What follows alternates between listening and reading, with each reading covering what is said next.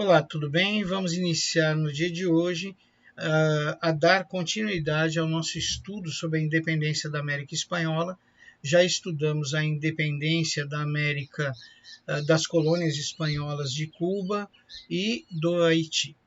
Também já vimos os interesses da Espanha em relação às suas colônias, que o interesse da Espanha era recolonizá-las, e para isso eles utilizariam as reformas borbônicas.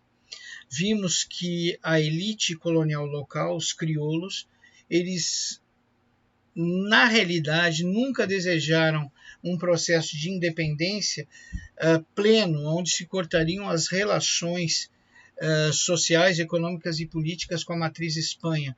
O que todos eles queriam a princípio era apenas maior autonomia política e econômica. Como o processo de recolonização, como o processo, além do processo de recolonização, as reformas borbônicas que levariam a esse processo de recolonização iam no caminho contrário, ou seja, restringiam cada vez mais a independência política e econômica das colônias. Esses processos que inicialmente pediam só um pouco mais de independência acabaram por pedir a independência plena. E os laços com a Espanha foram cortados. Nós vamos ver o que aconteceu agora com o México. A gente não pode esquecer que o México é a maior colônia espanhola em termos de produção e serviços. E também não podemos esquecer que o México é a maior colônia ultramarina da Espanha em termos populacionais. Para vocês terem uma ideia, em termos populacionais, o México apresentava 1/3 de toda a população colonial da Espanha. No Império Espanhol, a capital do México só não era maior que a cidade de Madrid.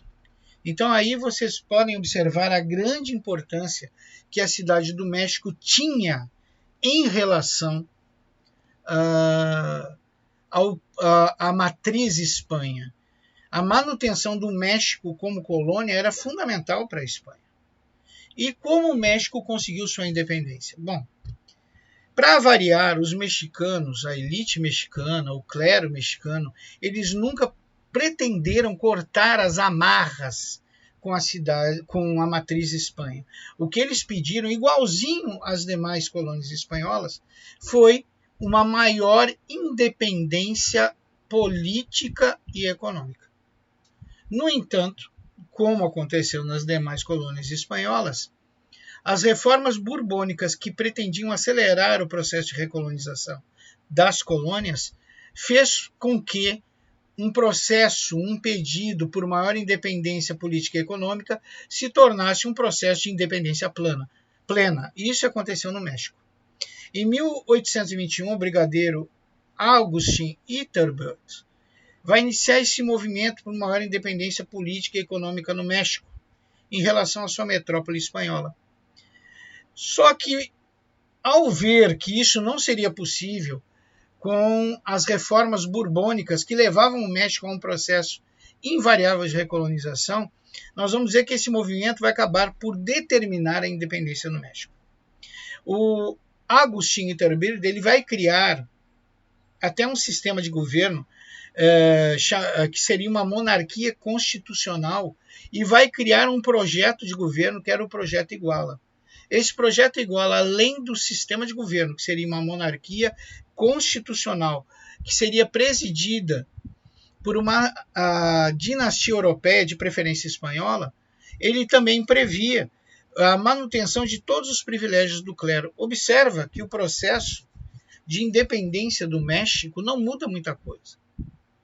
Eles mantêm os privilégios do clero, das elites, e querem ser governados por um monarca que tenha descendência aristocrática europeia, de preferência espanhola. Então a mudança é muito pouca, né? Bom, todos esses itens seriam formalizados em um tratado e confirmados por um congresso. E foi essa proposta do Iturbide que conseguiu aliados para o processo de independência.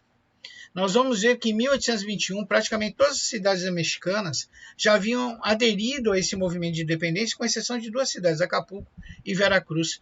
E vai ser na cidade de Veracruz que vai desembarcar um oficial espanhol com o propósito de realizar as reformas liberais no país. Vamos traduzir isso, com o propósito de implantar as reformas borbônicas que levariam o México ao seu processo de recolonização. Esse oficial, que era chamado Dono Ju, ele acaba tomando ciência da real situação do México e observa que o movimento por independência no México era irreversível, a não ser que a matriz Espanha fizesse uma intervenção militar no México para assegurar o seu controle sobre ele. No entanto, nós sabemos que a Espanha estava com graves problemas econômicos e toda a intervenção militar ela é muito dispendiosa. Logo, não é mais possível para os espanhóis manterem seu controle sobre o México através de uma intervenção militar. Só resta à Espanha reconhecer o processo de independência do México, e isso vai ser feito através de um tratado chamado Tratado de Córdoba, aonde a Espanha vai reconhecer o Império do México. Nós devemos salientar que esse Tratado de Córdoba ele é muitíssimo semelhante ao projeto Iguala criado pelo Iturbide. E assim se dá o processo de independência do México. Né? O processo de independência do México ocorre para a tristeza do nosso amigo Iturbide, ele vai descobrir que o Congresso mexicano é em boa parte composto por monarquistas pró-Espanha ou por republicanos. Então, o Congresso do México, ele deseja, uma parte do Congresso deseja que o processo de independência seja desfeito e que o México volte a ser uma colônia espanhola, e outro pedaço do Congresso está desejando aí que o México se torne uma república. Ou seja, a tal de monarquia constitucional criada pelo Iturbide já nasce sem apoio do Congresso. No entanto, o Congresso sabia que o movimento de independência teve o apoio popular. Então, o Congresso não poderia simplesmente dissolver a monarquia constitucional imediatamente. Então, esse Congresso, por enquanto, vai admitir a existência da monarquia constitucional mexicana e vai propor que o Iturbide seja o primeiro monarca mexicano, o primeiro imperador mexicano. O Iturbide assume sabendo que o seu governo não tem o apoio do Congresso e logo, devido aos graves problemas econômicos que o México enfrenta, logo também não terá apoio popular. Ou seja, o Iturbide sabe que a monarquia constitucional terá curta duração, e assim foi. Em 1823, o próprio Congresso que colocou Iturbide como imperador do México é o mesmo Congresso que proclama a República e depõe Iturbide. O Tratado de Córdoba é cancelado e o Congresso decreta que o México agora é um país republicano. Então agora o México tinha um novo sistema de governo que era a República. Mas para que esse sistema de governo desse certo, era necessário ter o apoio popular. E o Congresso não tinha esse apoio devido aos sérios problemas da economia mexicana. Então era necessário, era fundamental, para que a República desse certo, que se estabilizasse a economia do México. E para obter esse fim, o México vai contrair 2 empréstimos de 16 milhões da Inglaterra. Esses empréstimos vão ser contraídos em 1824, e a Inglaterra só cedeu esses empréstimos porque tinha interesse na exploração de minérios em solo mexicano. Com esses 2 empréstimos, eles conseguem estabilizar temporariamente a economia e conseguem o apoio temporário da população. Então, nós vamos ver que agora, com a economia pelo menos temporariamente estabilizada, o Congresso deveria criar uma Constituição para essa república. E em 1824 ele cria essa Constituição mexicana, que dividia o país em 19 estados.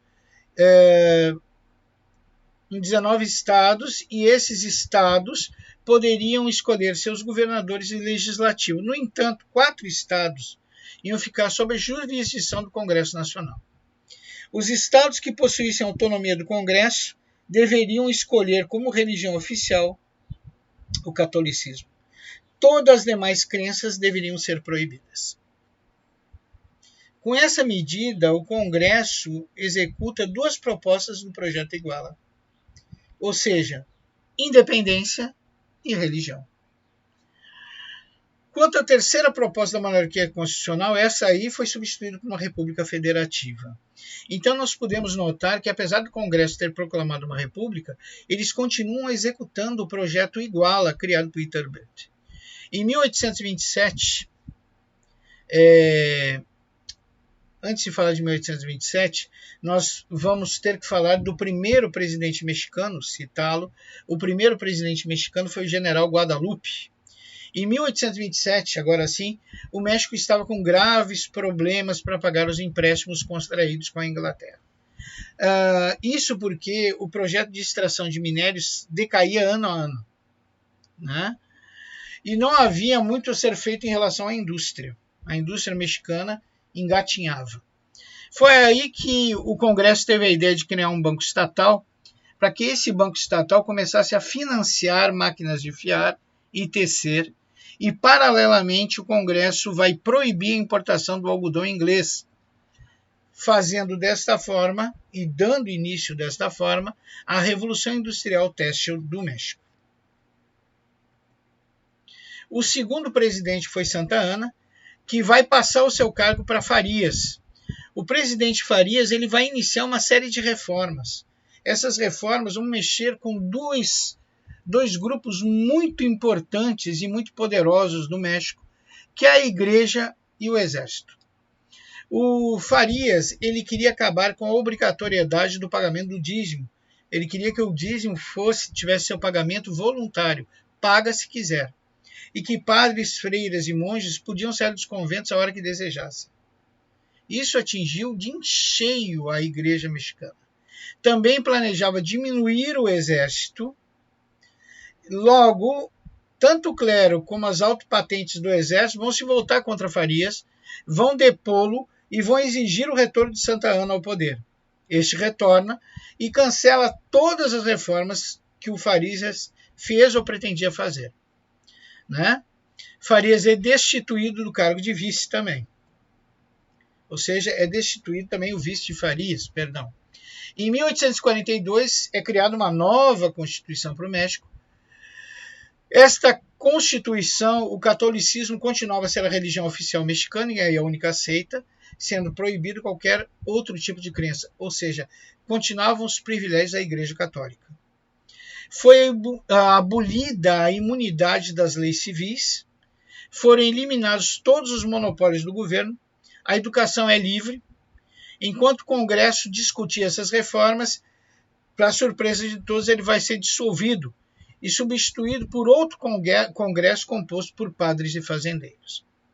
Bom, gente, o que acontece aqui é que a elite local e a igreja cansou dos desmandos do Congresso, composto por republicanos e pró-monarquistas, dissolve esse Congresso pelo uso da força e institui um Congresso que era composto por representantes da igreja e por representantes da elite agrária. Dentro desse Congresso também tinham representantes dos militares de alta patente, tinha advogados. Este novo Congresso ele vai depor Santa Anna. Olha só, eles trouxeram Santa Anna de volta e agora esse novo Congresso vai depor Santa Anna e vai exilar o Santa Anna, né? Coitado, ele veio porque pediram que ele voltasse, agora um golpe por parte da elite e clero o depõe e o exila. Em seu lugar vai assumir Herrera. Bom, o território do Texas ele passou a ser disputado pelos Estados Unidos e pelo México. Quando nós estudamos os Estados Unidos no século XIX, nós vimos que o processo expansionista para o oeste deu tão certo, a quantidade de imigrantes europeus que vieram morar nos Estados Unidos se tornou tão grande que a população aumentou tanto que os políticos e a burguesia industrial norte-americana foram obrigados a aumentar a extensão territorial dos Estados Unidos, e isso conseguiram comprando terras de outros países ou mesmo através de conquistas militares. Pois bem, os Estados Unidos ele disputava o território do Texas com o México.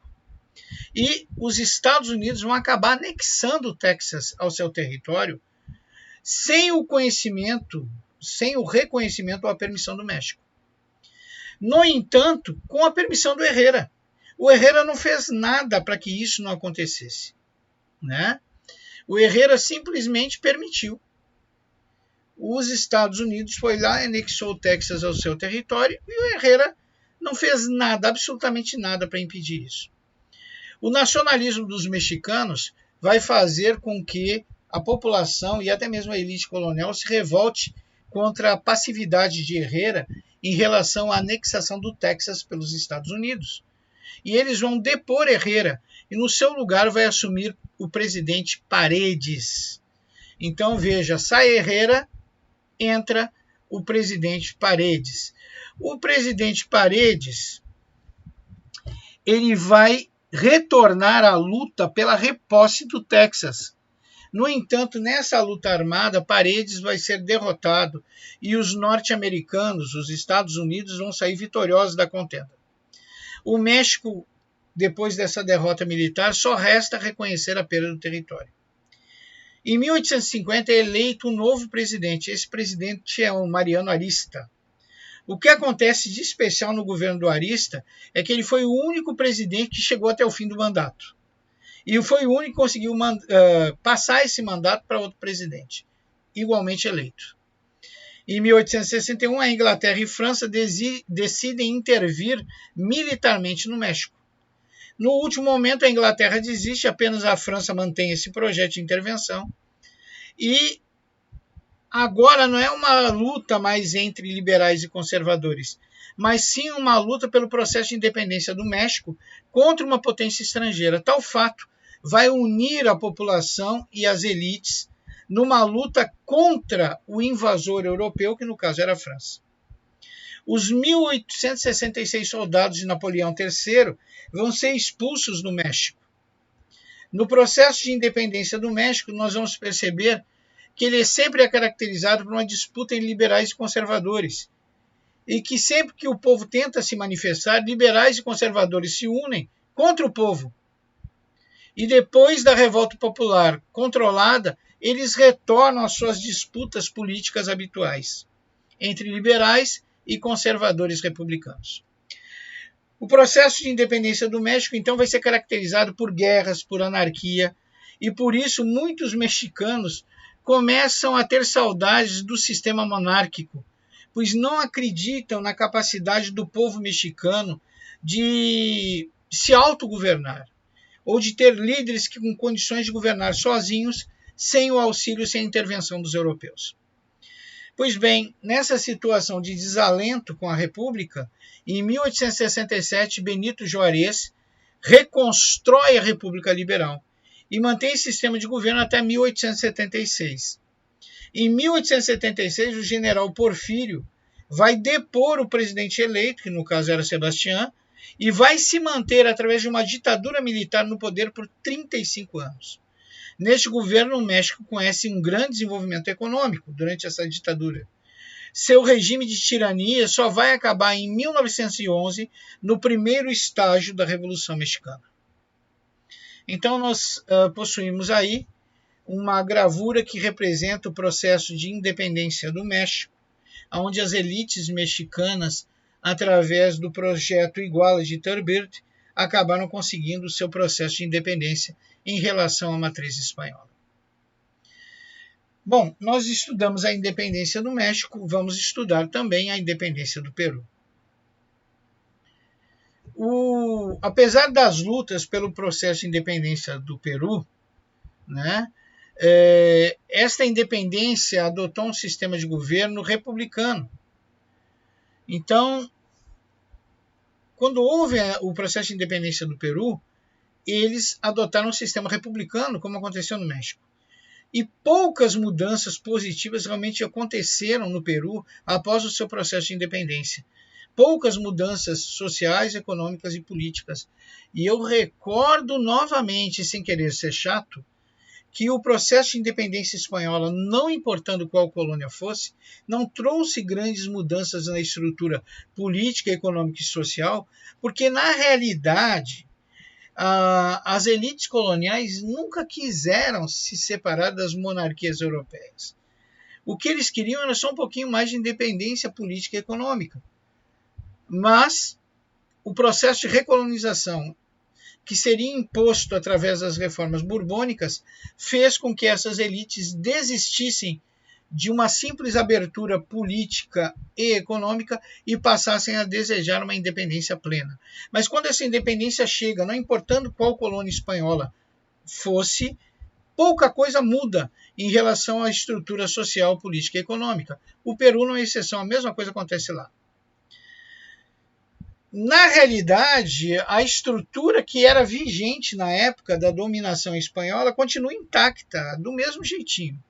O que se percebe é que a elite crioula de descendência espanhola tenta manter os seus privilégios durante o processo de transição para a República. A mesma coisa acontece com a Igreja. E que não existe a mínima possibilidade de representantes populares para participar das decisões políticas e econômicas dessa nova república que surge no Peru. Antes do processo de independência, o Peru passava por uma grave crise econômica ocasionada por a queda das exportações.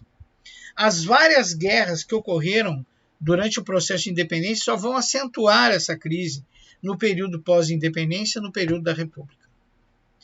Podemos observar, então, que no período pós-independência, a economia do Peru vai estar fundamentada apenas nas atividades das haciendas. O que eram haciendas? Eram grandes fazendas, grandes latifúndios de produção agrícola, eram grandes propriedades rurais. E nas haciendas estava depositada toda a esperança econômica do Peru, já que a exploração do minério estava em franca decadência pelo esgotamento das minas.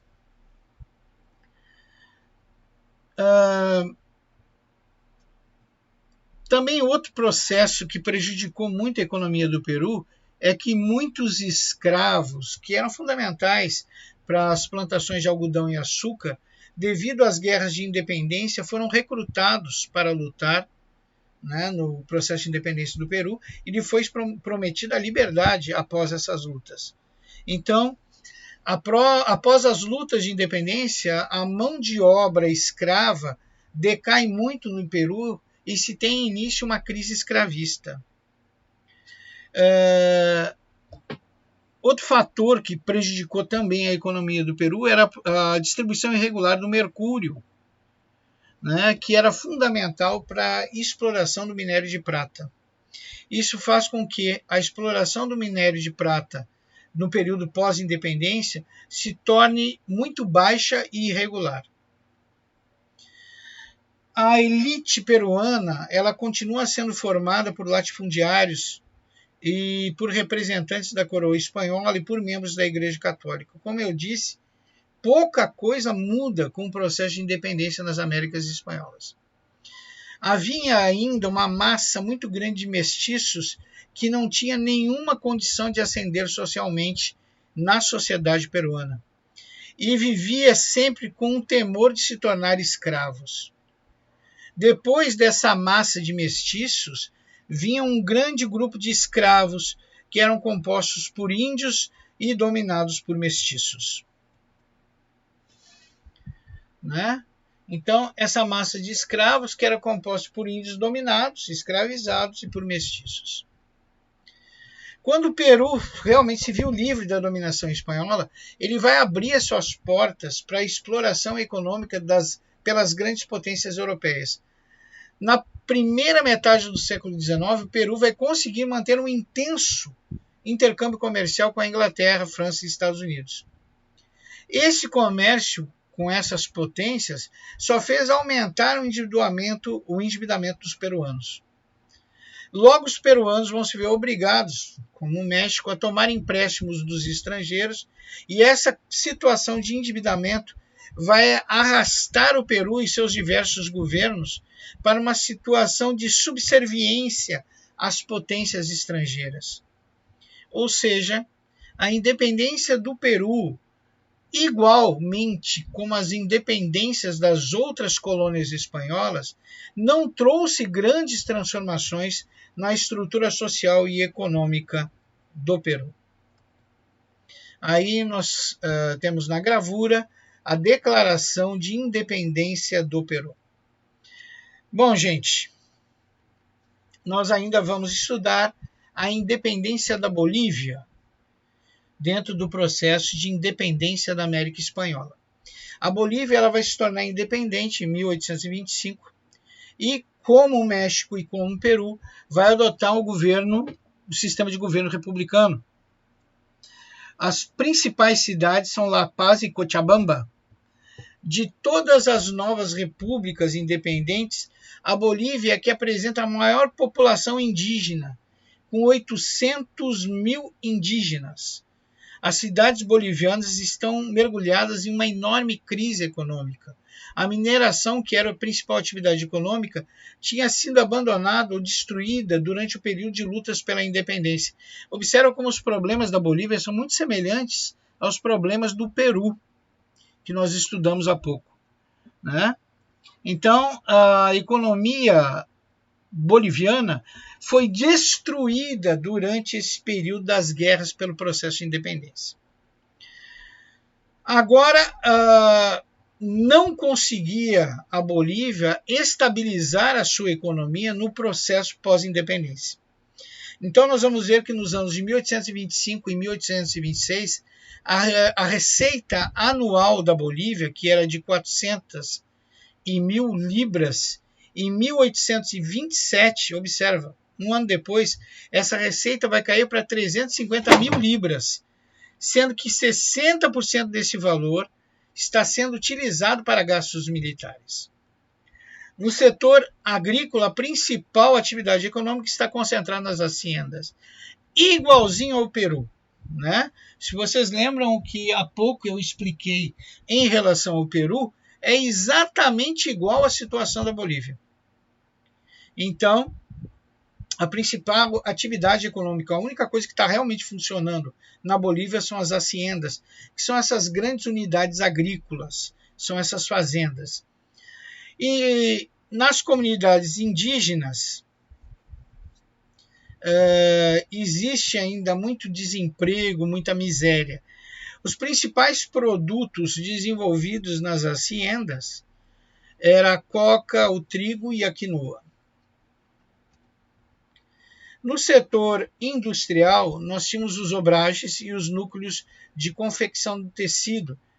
No entanto, devido às reformas comerciais que já haviam sido determinadas pelos Bourbons antes do processo de independência e pela liberdade de comércio determinada após o processo de independência, os núcleos que produziam o tecido não tinham condições de acompanhar a produção europeia.